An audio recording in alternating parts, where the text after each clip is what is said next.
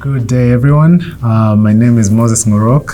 I am the CEO at Wezi Consultants Limited. We are a legal technology company that develop, technologies to help people access, legal services, help you access them affordably, and most importantly, to be able to access justice. So our platform enables you to connect with lawyers. It provides legal information using artificial intelligence. You're able to obtain key legal documents like contracts on our platform. So we're excited to be here today on the NALO 256 podcast. I'm excited. Thank you.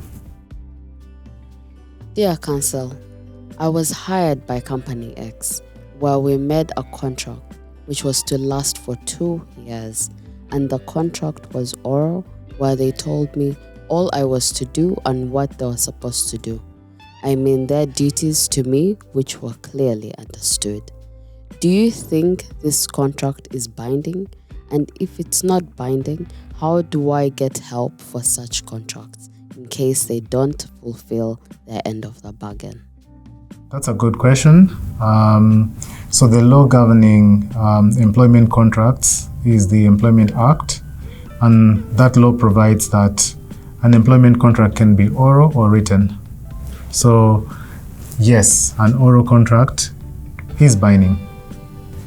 The best thing is always, to have something written down, because then you have, a reference point. But also, we must take note that there's a law called the Evidence Act. And when you have an issue at work, the first person you're supposed to report to is a labor officer. And this labor officer and the industrial court, if you're not happy with the decision of the labor officer. Now, these courts, because a labor officer is also a court of sorts, because they have power, would normally use the rules of evidence that are provided for in the Evidence Act. And one way of proving, situations where something is not written down is you can use witnesses. So if something is not written down, you can say, hey, so-and-so was there, so-and-so was there that day, and you can use different types of evidence. There's something that we call circumstantial evidence in the Evidence Act. It may be, for example, a camera, catching you entering the building on that particular day, and then your story, then the testimony of maybe a cleaner who's willing to, testify, maybe a neighbor who said, I saw her, I've seen her coming to this place several times, you understand? Or even the evidence of, say, you logging in, at work, you understand? So all of that can come together, and we refer to it as circumstantial evidence. It can all come together to show that you are actually an employee. So it need not be that which is written down alone. So there are ways of, just being able to prove.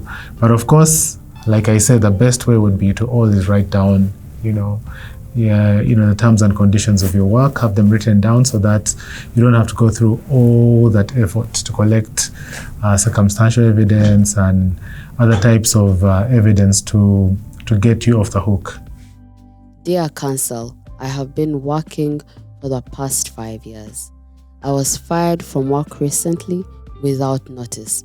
When I tried asking what I had done, they called for a meeting where I was not given a fair trial and felt the outcome had elements of gender bias against me. Was it proper for me to be terminated without communication or a given time of notice? I was fired before the end of my contract. Do I have the right to ask for benefits until the agreed time on the contract elapses? How and to whom do I address my gender bias, and how do I escalate this? The primary law, again, for labor relations is the Employment Act in the private sector. And so when you look at the Employment Act, specifically Section 58, it talks about notice periods. Now, the law provides for notice. Why? Because the rationale behind that is that you don't want, an employee being kicked out of work and being on the street because they don't have another source of income. So you want to be able to allow people to look for jobs, to get a next place of work and that kind of thing. And then similarly, you also want an employer not to find his employees or her employees, gone without notice, so that it disrupts work. So the law provides for an orderly way of doing this. So I'm going to speak generally about notice periods, then I'll answer the question. So generally speaking, notice periods are a must, save for a few instances where you don't need to give notice. Like in a situation where someone is being fired summarily, what we refer to as a summary dismissal. A summary dismissal happens where, say maybe there's gross misconduct on the part of the employee or poor performance. And there, in such a situation, the employer is supposed to afford a fair trial, in the sense that they call in, and I see that's one of the questions that you were asking.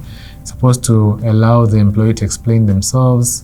Then if they've gone through that process of explanation, and that can happen, the employee can come alone, or can come with a friend, or can come with a lawyer. And then, they are given time. You can give the person time to prepare their case. So if there are documents that they need to present to prove their case, you can give them, what you think is reasonable time. And then sit down, and if you still believe, based on the evidence, that this person ought to leave the organization, that is, that you need to dismiss them, then you go ahead. So that's like one of the only times that you need not give notice.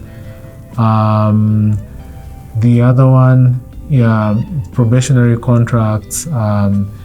You're supposed to give a 2-week notice.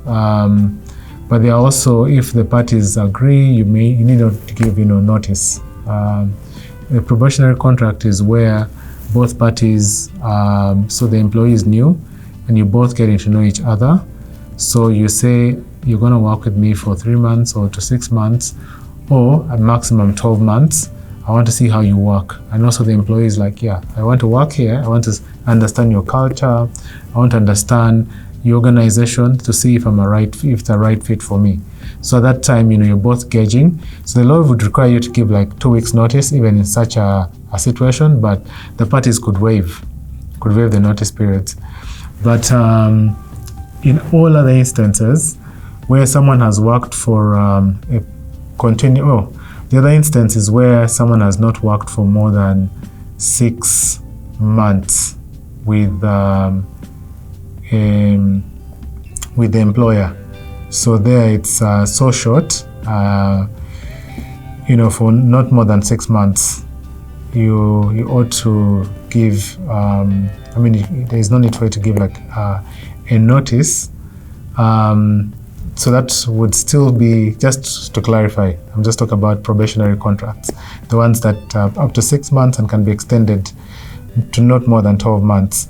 However, if it's a permanent contract, 1 to 6 months would mean 2 weeks, 1 year would mean 1 month, 5 years would mean 2 months, beyond 5 years, 5 to 10 years, above 10 years, 3 months.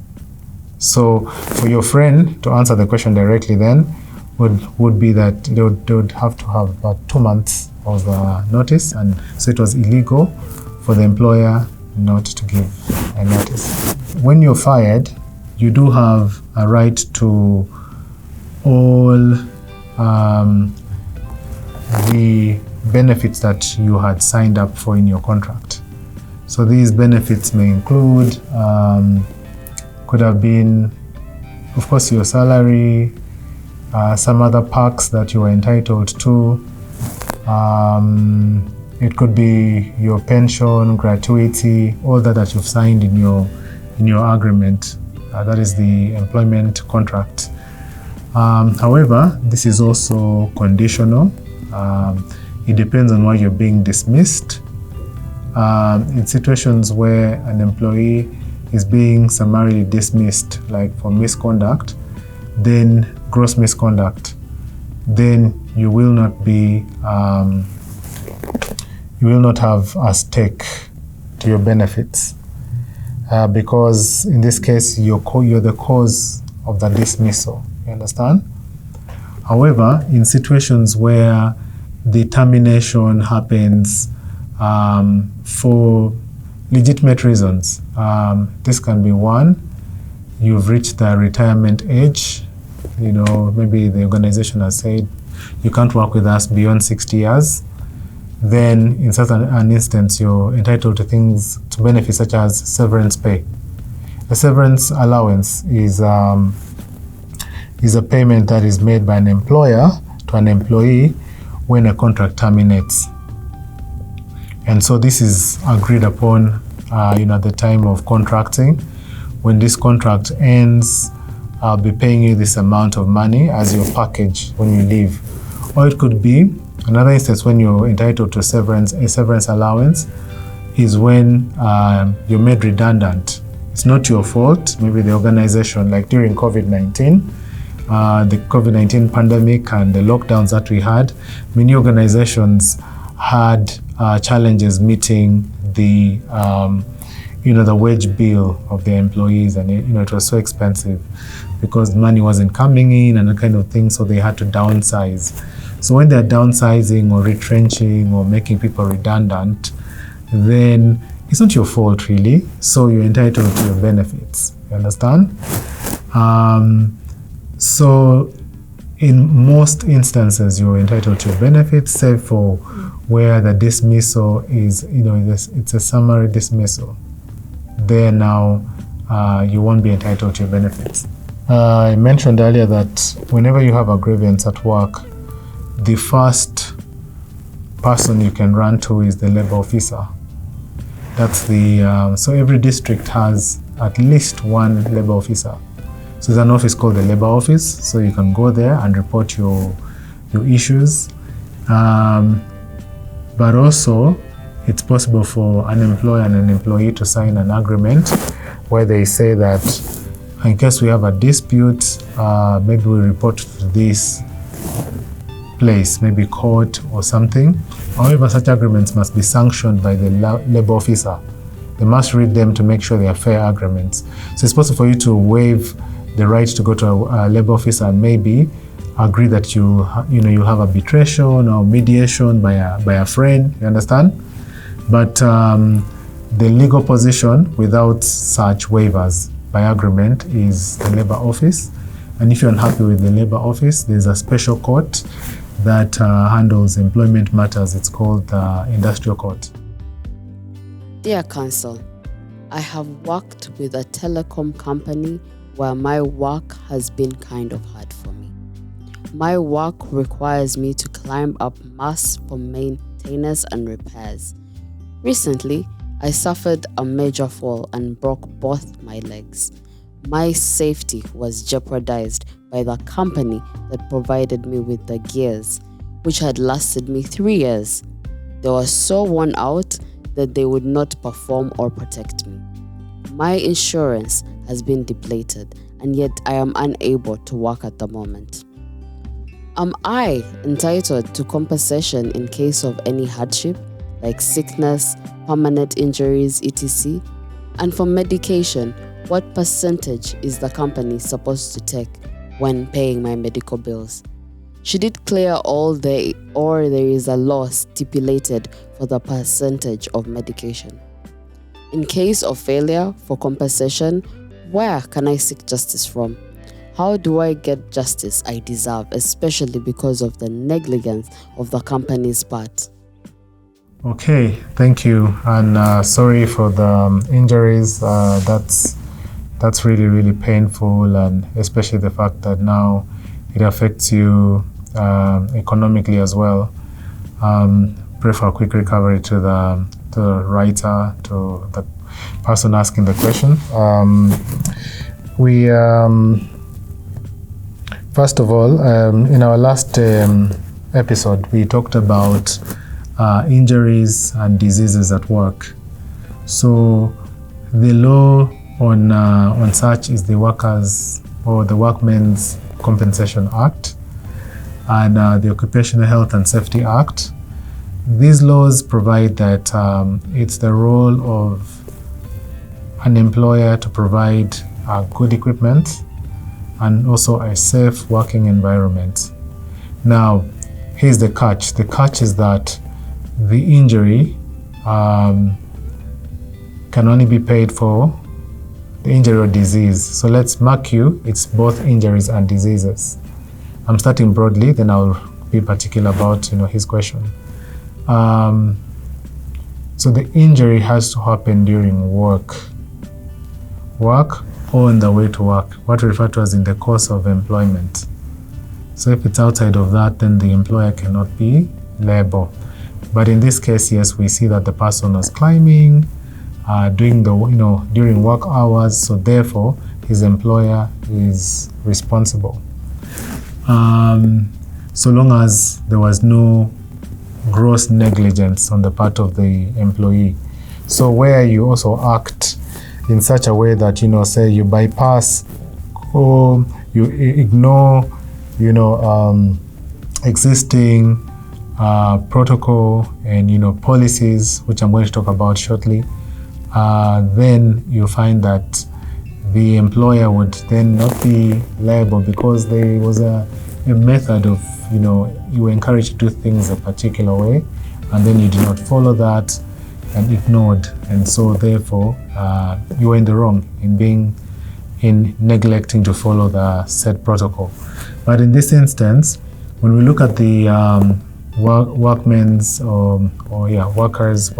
Compensation Act, we note that the injuries and diseases during work are classified.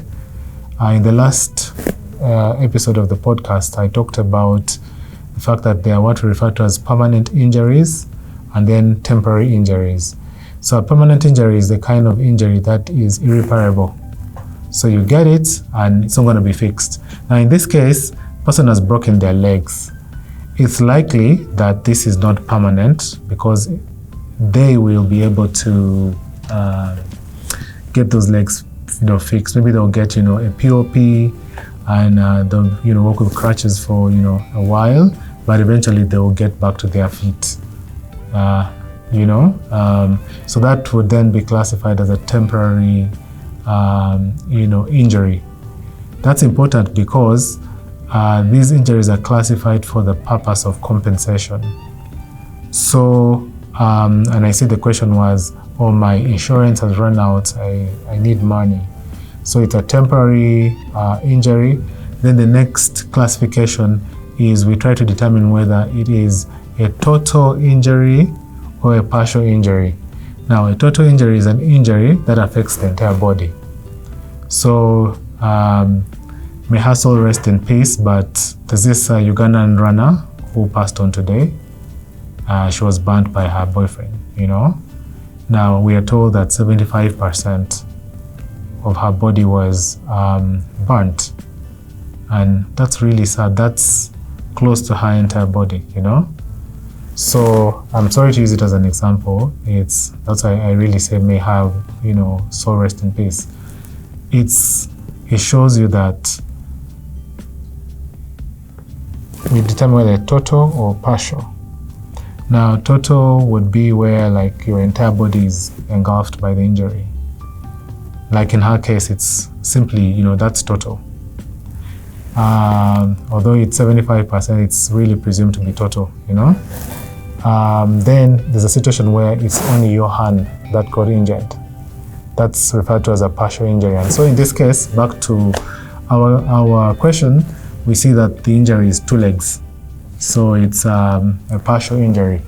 It's not both legs and hands, So Now the court assesses, looks at that, whether it's permanent, total, or temporary or partial, those combinations.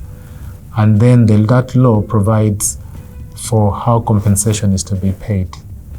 And so then the compensation will be paid according. And in this case, I see a temporary, a partial injury.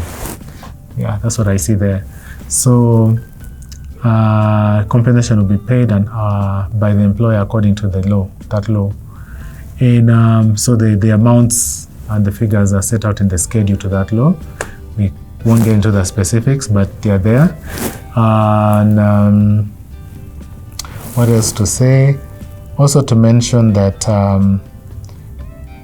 it's when injuries occur, the employer has to pay where someone has gotten injured during work. So like, healthcare and the like. So beyond just the compensation for the injury, also the, hospital bills and the like should be covered.